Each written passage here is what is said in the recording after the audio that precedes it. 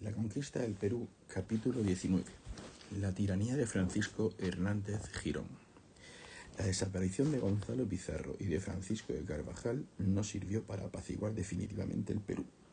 Vencedor en Jaquijahuana, la Gasca envió a Hernando Mejía de Guzmán y a Martín de Robles a Cuzco para prender a los huidos de las filas rebeldes y evitar el saqueo de la ciudad y las posibles venganzas por parte de sus propios soldados. 2 días después, la Gasca entró en la ciudad imperial inca, donde se le hicieron fiestas y se liaron toros. Desde allí despachó a Alonso de Mendoza ante la provincia de Charcas y a Potosí para prender a los pizarristas Francisco de Espinosa y Diego de Carvajal, el Galán.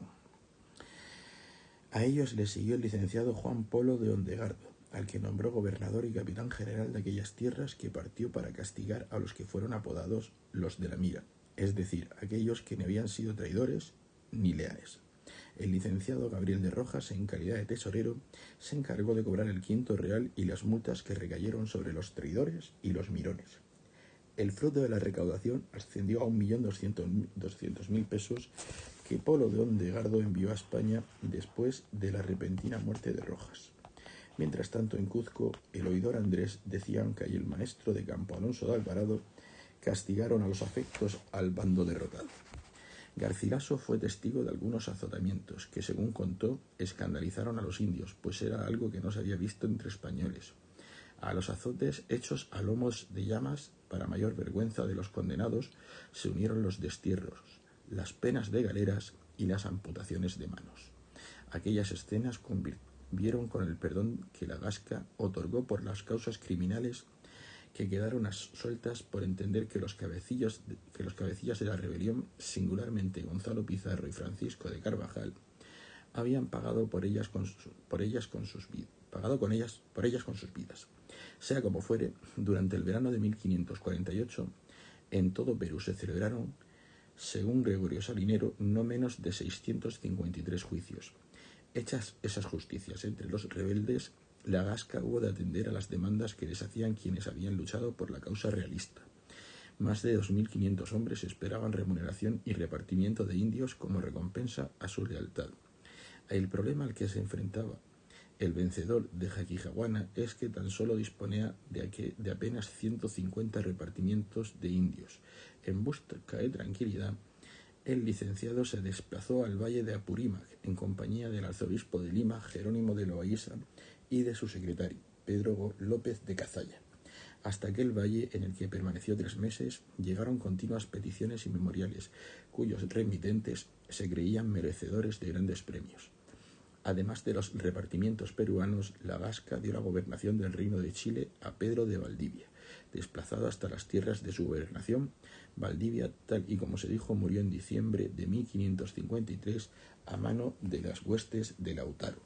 Terminada su tarea, con no más consulta ni parecer que el suyo, advierte Garcilaso, la Gasca se fue a Lima para restaurar la audiencia. La llegada a la ciudad se hizo con gran solemnidad. El licenciado desfiló tras el sello real, que iba dentro de un cofre, a lomos de un caballo y bajo palio, escenificando el triunfo del poder real.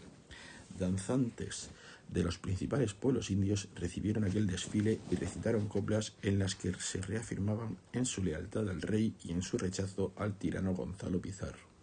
De un modo más sobrio, Loaiza y Pedro López de Cazalla llegaron a Cuzco para dar a conocer los repartimientos, muchos de ellos comprometidos en la capitulación que se hizo cuando Hinojosa entregó la armada de Pizarro.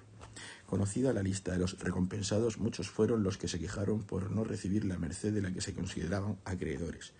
De hecho, hubo de sofocarse un amago de botín que se saldó con el ahorcamiento de un soldado y el destierro de 3. Tratando de consolar a los descontentos, la Gasca, que reordenó los tributos que los naturales debían entregar a los encomenderos, envió una carta en la que aseguraba que hasta que todos estuviesen remediados y ricos, ningún español entraría en el Perú. La misiva debía ser arropada por las prédicas de los dominicos. Las cautelas del presidente de la audiencia estaban más que justificadas. Cuando el 24 de agosto de 1548 se publicaron los repartos en Cuzco, numerosas voces se alzaron en contra de la Gasca, pues las principales encomiendas habían ido a parar a manos gonzalistas. Entre ellas destacó la dada a Hinojosa, al que se entregó la que poseía Gonzalo Pizarro en Charcas y una mina de plata. La medida, aunque controvertida, tenía sentido. Con ella, la Gasca pretendía traer a su casa a los rebeldes vencidos, permitiendo incluso el regreso de muchos desterrados. El representante del rey puso en marcha la estrategia que se seguía después de una victoria en el campo de batalla, es decir, la dispersión de soldados en busca de nuevas tierras. Pero el despliegue, como veremos, no dio el resultado apetecido. Francisco Hernández Girón, que poseía una encomienda en Pasto, fue agraciado con un rico repartimiento que Gonzalo Pizarro había tenido en Jaquijahuana. Descontento con lo obtenido, se quejó públicamente y pidió al arzobispo permiso para ir a visitar a la Gasca, que ya se había instalado en Lima. Aunque Loaysa no le concedió la licencia, Girón no se detuvo, por lo que el oidor Cianca ordenó prenderlo. Alcanzado en la Curampa por Lope Martín, Hernández Girón se excusó diciendo que se había marchado de la ciudad para evitar ser escogido como cabecilla de un motín. Llevado a Cuzco, estuvo encarcelado durante un tiempo en la casa de Juan de Saavedra antes de su envío a Lima para ser interrogado por la Gasca. Allí el presidente le dio la conquista del país de los Chunchos al este de Cuzco, nombrándolo gobernador y capitán general de lo que ganase. Con él debían ir algunos de los soldados que vagaban por la ciudad. La licencia venía condicionada por el respeto a los términos de las ciudades de Cuzco, La Plata y La Paz, aunque la medida trataba de evitar el conflicto entre españoles. La cesión no impidió, como veremos, que Girón se rebelara contra el rey. Mientras la Gasca dictaba sus últimas órdenes en Lima, en Cuzco, Francisco de Espinosa y Diego de Carvajal el Galán fueron ahorcados y descuartizados por haber quemado vivos a 7 indios en la región de Charcas, a la que Gonzalo Pizarro lo envió después de la batalla de Guarina. En La Plata, Diego Centeno murió envenenado después de participar en un banquete. A esas muertes ha de sumarse la del licenciado Carvajal. Terminada su tarea, la Gasca abandonó el Perú el 27 de enero de 1550, llevando consigo una gran cantidad de oro y plata destinada a las arcas reales. En su viaje iba también preso el licenciado Cepeda, que fue encarcelado en la prisión de Valladolid, donde murió de enfermedad, sin llegar a conocer su sentencia. En Perú, siguiendo sus instrucciones, 8 días después de la partida de la Gasca, el arzobispo Loaysa leyó los segundos repartimientos en la audiencia de Lima, en medio de una gran expectación. Como era de esperar, las decisiones de la Gasca aumentaron la tensión, pues mientras algunos veían colmadas sus aspiraciones, otros se consideraban mal pagados. La agitación no solo se concentraba en el Perú. En Nicaragua, los hermanos Hernando y Pedro Contreras, hijos de Rodrigo Contreras y nietos de Pedrarías, desposeídos de sus indios, comenzaron a concentrar gente para ir a Perú y prender la mecha de una nueva rebelión. Sus fuerzas las constituían soldados decepcionados con lo obtenido en el reparto de la Gasca, pero también desterrados que convencieron a los Contreras de que con 200 o 300 hombres podrían llegar a Perú, donde muchos otros se unirían a su causa. Con el plan ya en marcha, el dominico Fray Antonio de Valdivieso, obispo de Nicaragua y Costa Rica, próximo a las tesis de las casas que tanto habían dañado a los encomenderos, fue asesinado mientras jugaba al ajedrez. Eliminado aquel obstáculo, los de Contreras, en palabra de Garcilaso, alzaron la bandera intitulándose el Ejército de la Libertad, y a bordo de unos navíos zarparon a la ciudad de Panamá para esperar la llegada de la Gasca. Antes de echar las anclas, supieron que el presidente había llegado con la hacienda real, objetivo de los Contreras, que a fin de cuentas eran nietos de Pedrarias, socio en su día de los Pizarro, Almagro y Luque. Al anochecer, los rebeldes robaron en el puerto 800.000 castellanos del tesoro del rey, pero también de particulares, y saltaron a tierra. Allí sus filas crecieron con la incorporación de los pizarristas que estaban huidos. Dentro de la ciudad el robo continuó. En casa del tesorero los Contreras tomaron 600.000 pesos más. El saqueo siguió por diversas tiendas y por el camino que iba al río Chagres, misión encomendada a un tal Salguero, que fue al mando de un grupo de arcabuceros. En la desembocadura, Salguero se hizo con 70 cargas de plata destinadas a nombre de Dios. La suma total de lo robado en Panamá ascendió a casi 2 millones de pesos de oro y plata, riqueza que había dejado allí la Gasca para enviarla a España posteriormente. Después de hacerse con el dinero, los rebeldes secuestraron al obispo y al tesorero Martín Ruiz de Marchena. Hernando de Contreras impidió que Juan Bermejo los ahorcara. Allí comenzaron las primeras disensiones dentro de un grupo que terminaría por destruirse. Los aproximadamente 250 hombres se dividieron en 4 grupos. 40 soldados encargados de custodiar la flota quedaron bajo el mando de Pedro de Contreras, mientras 150 se mantuvieron en Panamá con Juan Bermejo, que dejó gran parte del motín a los mercaderes con la condición de que se le devolverían a su regreso de nombre de Dios. Hecho esto, tomó todas las cabalgaduras de la ciudad y se unió a Hernando Contreras. Con Bermejo fuera de Panamá, Arias de Acevedo mandó un criado a nombre de Dios a avisar a Gasca de lo ocurrido. Mientras tanto, un repique de campanas convocó a todos los vecinos de la ciudad de Panamá, que se organizaron para defenderse de un posible ataque de Pedro Contreras. Compuesto por blancos y esclavos negros, el ejército leal al rey alcanzó un número de 500 hombres. En un intento de recuperar la ciudad, Bermejo regresó, pero fue repelido por sus defensores, que le vencieron y acabaron con su vida y con la de Salguero y con la de 80 soldados. Otros 80 fueron llevados a Panamá. Concentrados en un patio, el alguacil mandó a los 2 negros que lo acompañaban pasar a cuchillo a los prisioneros. Cuando Hernando Contreras supo del desastre, mandó a sus hombres ir hacia la costa para embarcarse en los navíos de su hermano. Con su hueste dispersa y extraviada, los defensores de la ciudad encontraron a Hernando Contreras ahogado en una ciénaga. Su cabeza fue llevada a Panamá. En un intento por salvar su vida, su hermano Pedro, desconfiando de todos sus compañeros, se hizo a la mar en un batel. Los de la ciudad, después de recuperar los barcos, salieron en su busca. ¿Acaso devorado por las fieras, según especula Garcilaso? Nunca más se supo de él. Informado de lo ocurrido en Panamá, la Gasca regresó y recuperó lo saqueado gracias a que Juan Bermejo lo había dejado en depósito.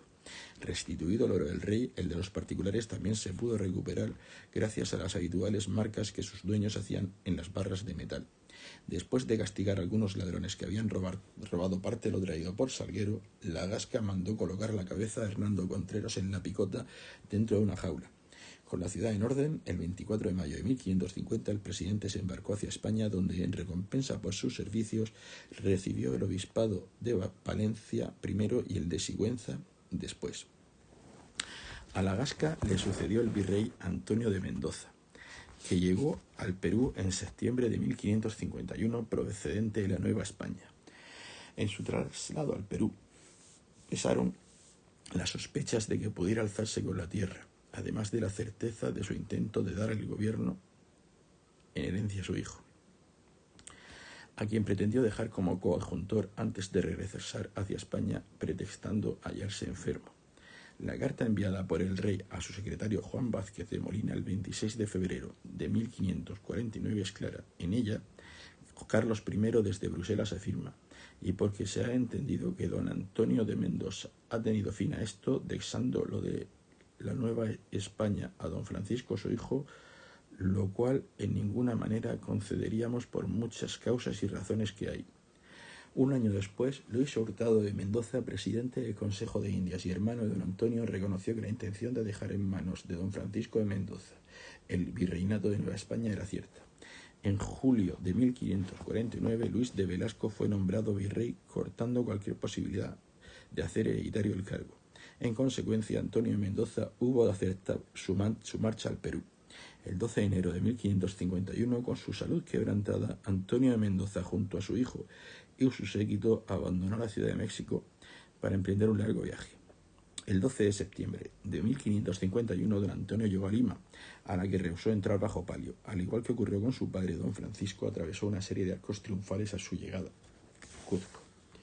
Según relata el Inca Garcilaso, testigo de aquellos fastos, las celebraciones estuvieron cargadas de símbolos tan clásicamente hispanos como las columnas de Hércules y el lema Plus Ultra, con los que los vecinos, algunos de ellos involucrados en pasadas rebeliones, mostraban su lealtad al nuevo representante del rey. Pasados 8 días le hicieron una fiesta de toros y juego de cañas, la más solemne que antes ni después en aquella ciudad se ha hecho, porque las libreas todas fueron de terciopelo de diversos colores y muchas de ellas bordadas. Acuerdóme de la de mi padre y sus compañeros, que fue de terciopelo negro, y por toda la marlota y capellar llevaban a trechos 2 columnas bordadas de terciopelo amarillo, junto la una de la otra espacio de un palmo, y un lazo que las asía ambas con un letrero que decía Plus Ultra, y encima de las columnas iba una corona imperial del mismo terciopelo amarillo, y lo uno y lo otro perfilado con un cordón hecho de oro hilado y seda azul que parecía muy bien. Aunque Antonio de Mendoza llegó al Perú con su salud muy quebrada, aún tuvo tiempo de tomar algunas decisiones antes de fallecer en Lima el 21 de julio de 1552. En diciembre nombró corregidor de Cuzco al mariscal Alonso de Alvarado. Su principal labor era terminar con las intrigas que se vivían en la ciudad, objetivo para el que abrió una investigación que se saldó con la ejecución de algunos insurgentes. Con Cuzco aquietado, a principios de abril de 1553 recibió la orden de marchar a Charcas para hacer lo mismo, pues un mes antes Sebastián de Castilla había ordenado el asesinato del corregidor Pedro de Hinojosa. Su ejecutor fue don García Tello de Vega, que se ganó la confianza de ciertos vecinos bajo el clásico grito de «Viva el rey, abajo los tiranos», aunque la cabeza visible de la rebelión era Sebastián de Castilla. Quien movía los hilos era Vasco Godínez, que se había labrado cierta fortuna a la sombra del poderoso encomendero Martín Robles. Prueba de ello es que 5 días después del asesinato de Hinojosa, Godínez ordenó la muerte de San Sebastián. En la periferia del poder, Godínez, que cometió su crimen bajo el mismo grito que había servido de coartada para acabar con el corregidor, pretendió defender la causa realista por la que había combatido en Jaquijahuana. De hecho, en un intento de buscar legitimidad, se hizo nombrar justicia mayor y capitán de la ciudad. Revestido de esos poderes, mandó agarrotar a don García e hizo justicia sobre algunos de sus cómplices, haciéndose con un poder casi total. El crimen de Charcas tuvo continuidad con el asedio al que Egas de Guzmán sometió a la villa de Potosí. La insurrección cobraba escala al mismo tiempo que se conocían las órdenes reales que les obligaban a los españoles a remunerar a los indios por sus trabajos. Dispuestos a terminar con la inestabilidad de la comarca, Alvarado mandó detener a Godínez. El 6 de julio de 1553, Alvarado acusó a Vasco Godínez de ser instigador de la rebelión. El 2 de octubre fue ejecutado en la plaza de Potosí. Su cabeza, junto al resto de ajusticiados, quedó clavada en un poste. Aunque Charcas estaba momentáneamente apaciguada, apenas quedaban unos días para que estallara una revuelta en mayores proporciones. En Cuzco, durante la noche del 12 de octubre de 1553, Hernández Girón, en mitad de las celebraciones por la boda del sobrino del obispo, don Alonso de Loaiza, con doña María de Castilla, nieta de Baltasar de Castilla, prendió al corregidor Gil Ramírez de Ávaros. En la refriega murió el capitán Juan Alonso Palomino. La idea de Girón, alguacil de la ciudad, era enviar a Lima a Gil Ramírez y erigirse en la voz de los cuzqueños frente al poder de la audiencia Huamanga. Huamanga, que expulsó a su corregidor, Juan Ruiz y Arequipa, se unieron a la revuelta, haciendo crecer el poder de Hernández Girón. El apoyo de las ciudades lo convertía en una suerte de nuevo Gonzalo Pizarro. Frente a la tiranía de los oficiales reales, Girón, que se cuidaba de mostrar su lealtad al rey, aparecía como el defensor de las haciendas, pero también de la honra conseguidas con tanto esfuerzo y riesgo por los conquistadores. Para controlar aquel territorio, Girón envió a Huamanga al capitán Francisco Núñez de Piernas Gordas y al capitán Tomás Vázquez a La Paz, cuyo corregidor Sancho Ugarte le salió al paso, obligándolos a desviarse hacia Arequipa, ciudad que cayó en su poder. Desde allí Vázquez envió una carta con el prisionero Juan de Vera de Mendoza para informar de su logro, mientras que sus hombres ganaban posiciones. Girón, que llevaba consigo el pendón real, se dirigió a Lima para entrevistarse con los oficiales de la corona que habían entregado el mando del ejército de la ciudad al arzobispo Loaiza y al oidor Santillán. A esta fuerza se unía la que atesoraba el mariscal Alonso de Alvarado en Potosí, lugar por el que no quiso pasar Girón. Del mismo modo que los realistas se preparaban para el combate, los insurgentes continuaban acumulando tropas en Huamanga, enclave situado a 4 leguas de la ciudad de los Reyes. Según contó el cronista Diego Fernández, estableciendo un paralelismo con la resistencia de los íberos frente a Almícar, Girón acarició la idea de poner fuego en los cuernos del ganado que había en el valle de Pachamac y lanzarlo en estampida contra el enemigo. Tras ellos debían ir los indios aliados. Más atrás, los soldados españoles. Cierta o no, la idea muestra hasta qué punto los conquistadores se identificaban con los íberos, es decir, con los primeros propietarios de la tierra frente a los oficiales del rey, que jugarían el papel de los cartagineses, es decir, el de los forasteros, y en cierto modo el de los usurpadores. En cualquier caso, Girón no atacó Lima, sino que se retiró hacia Pachamac, Pachacamac, con su ejército, al que había incorporado a un centenar de esclavos negros liberados para convertirse en fuerza de choque. En aquel territorio se produjeron diversos enfrentamientos. Los rebeldes mataron al capitán Lope Marín de un disparo y clavaron su cabeza a una pica. En abril de 1554 los hombres de Girón cayeron sobre las tropas capitaneadas por Pablo de Meneses en Villacuri, matando a más de 40 soldados y haciendo un buen número de prisioneros.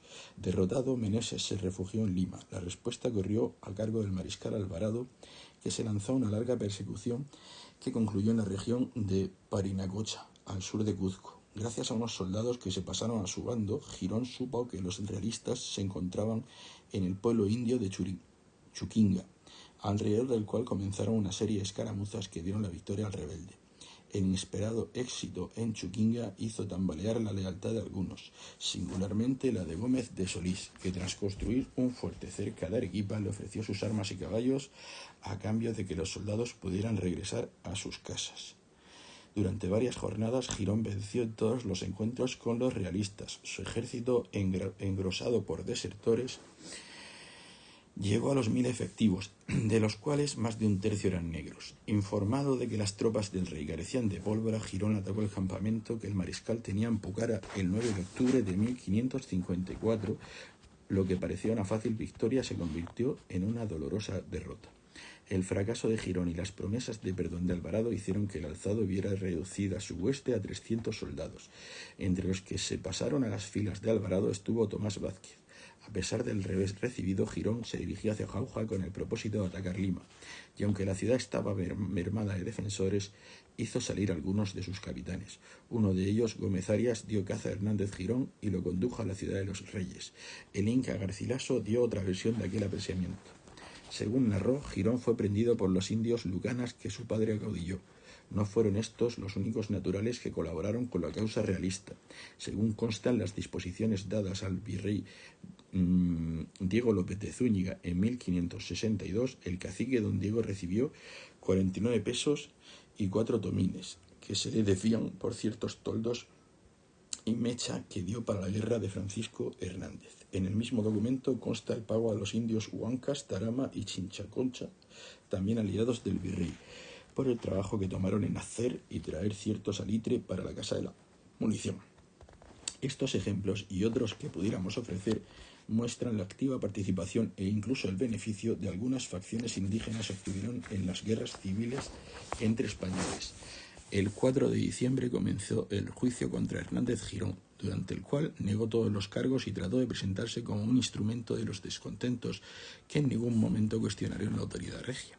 El juicio sirvió para conocer mejor la composición de la facción rebelde, formada en gran medida por recién llegados. En ella se cobijaron antiguos rebeldes. En su hueste también iban clérigos e incluso adivinos. El 7 de diciembre de 1554, Francisco Hernández de Girón fue degollado en Lima. No faltaron quienes lamentaron su muerte, entendiendo que su causa era la de muchos. Era justa. Apenas 2 meses antes de la ejecución del tirano, una carta escrita en el Cabo de la Vela señaló la causa principal de los movimientos insurgentes. Y todo este daño y mal han causado la libertad de los frailes que han querido dar a los indios, que el Francisco Hernández y los demás no se alzaron sino por ver las libertades de los indios y de cómo no se tenía quenta con les querer dar de comer siendo ellos conquistadores de todo Perú, y esto ha nacido de frailes y de los mismos oidores y querer tanto estrechar la tierra. Todo esto es verdad, ansí como lo digo, porque aquí estaba fraile Francisco y otro viejo honrado que vinieron de Lima en el galeón que está Nueva Trucho.